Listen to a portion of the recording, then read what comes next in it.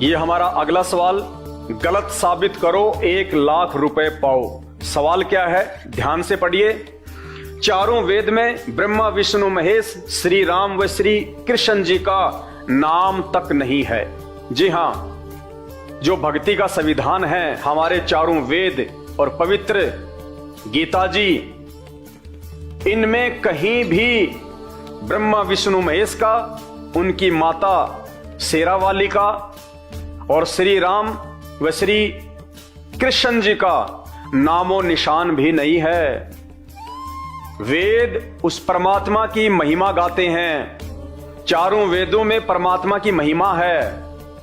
अगर श्री राम श्री कृष्ण या ब्रह्मा विष्णु महेश या माता जी भगवान हैं, परमात्मा हैं, पूर्ण शक्ति हैं, आदि अनादि शक्ति हैं, तो वेद तो उस आदि अनादि पूर्ण शक्ति, उस परमात्मा की महिमा का बखान कर रहे हैं, उसका नाम लेके।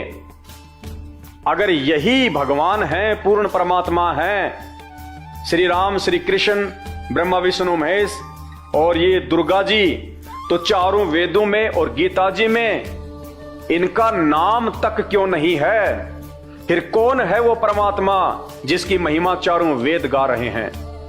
और यदि आपको लगता है कि हम झूठ बोल रहे हैं, ऐसा कुछ भी नहीं है, तो चारों वेद और गीता जी अगर आपके पास नहीं तो आपके गुरुजी के पास जरूर मिलेंगी। और यदि आपके गुरुजी के पास भी नहीं है तो 1,000-1,500 रुपए का खर्चा आएगा। किसी भी आध्यात्मिक पुस्तक की दुकान से आप खरीदिए और अपने गुरुजी के पास लेके जाइए और हाथ जोड़ के उनसे प्रार्थना कीजिए कि हे महापुरुष, हे चारों वेदों के ज्ञाता, हे गीता जी के प्रकांड ज्ञाता, आप कहते हैं श्री राम भगवान है, श्री कृष्ण जी भगवान हैं, ब्रह्मा विष्णु महेश से बढ़ के और कोई नहीं है, आदि शक्ति शेरावाली से बढ़ के और कोई नहीं है, तो हे गुरुदेव आप हम पे दया कीजिए, मेहर कीजिए।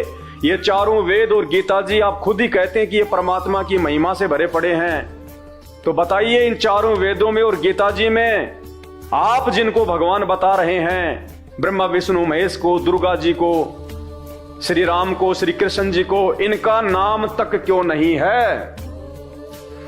अगर इनमें इनका नाम नहीं है तो फिर कौन है भगवान जिसकी महिमा, जिसका वर्णन ये वेद कर रहे हैं, ये गीता जी कर रही हैं?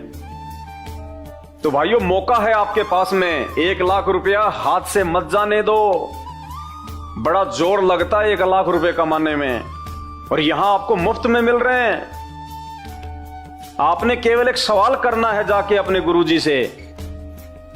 आपको मौका मिलता होगा ना सवाल करने का, आप केवल सवाल कीजिए कि गुरुदेव, सब जानते हैं, विशेषकर हिंदू धर्म में तो सबको पता है कि भक्ति और भगवान का विधान हमारी गीता जी है, चारों वेद हैं, और उनमें यदि श्री राम श्री कृष्ण दुर्गा जी और ब्रह्मा विष्णु महेश का नाम नहीं है तो फिर भगवान कौन है?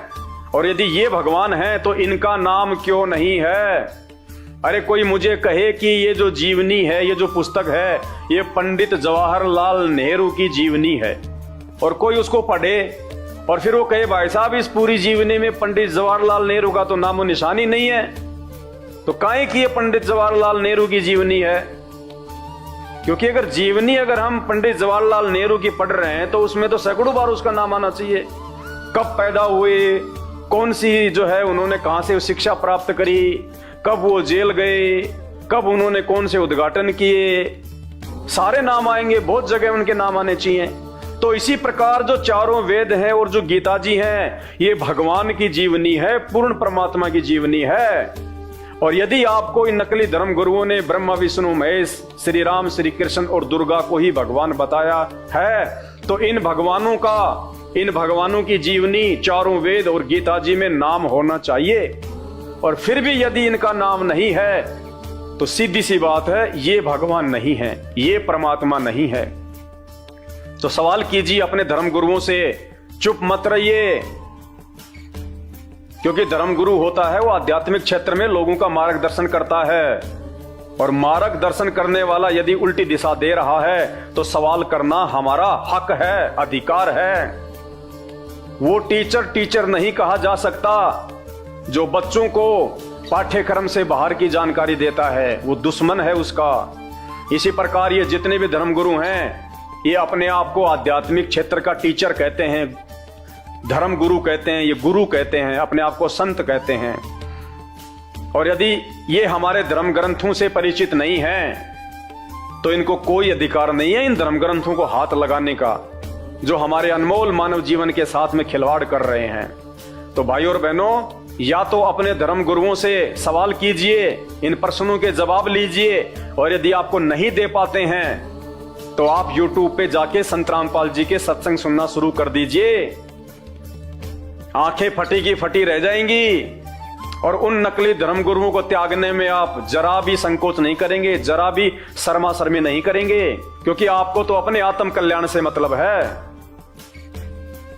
तो कोशिश कीजिएगा इस पॉइंट पे हमारे को झूठा साबित करने का, और जीतिए 1 लाख रुपए।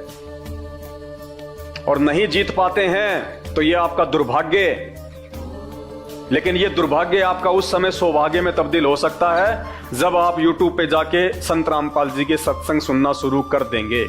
उसके बाद आपको 1 लाख ही नहीं, आपको 1 करोड़ से भी ज्यादा आपको फायदा मिलेगा, आपको लाभ मिलेगा, जब आपको पता चलेगा कि इस मानव जीवन की तो कोई कीमत ही नहीं है। और आज से पहले तो इन नकली धर्मगुरुओं के चक्कर में हम इसको बर्बाद कर रहे थे, और अब संत रामपाल जी ने हमें आध्यात्मिक क्षेत्र की सत्य और प्रमाणित जानकारी दे दी है। हमें इन धर्मग्रंथ शास्त्रों से एक भगवान निकाल के दे दिया, हमें वास्तविक भक्ति मंत्र दे दिया जिसकी कोई कीमत नहीं है, हमें 84 लाख योनियों में जाने से बचा लिया। तो बताइए भाई और बहनों, 1 लाख रुपया तो उसके आगे कुछ भी नहीं है। यदि आपने संत रामपाल जी के सत्संग सुन के अपने इस जीवन को सफल बना लिया तो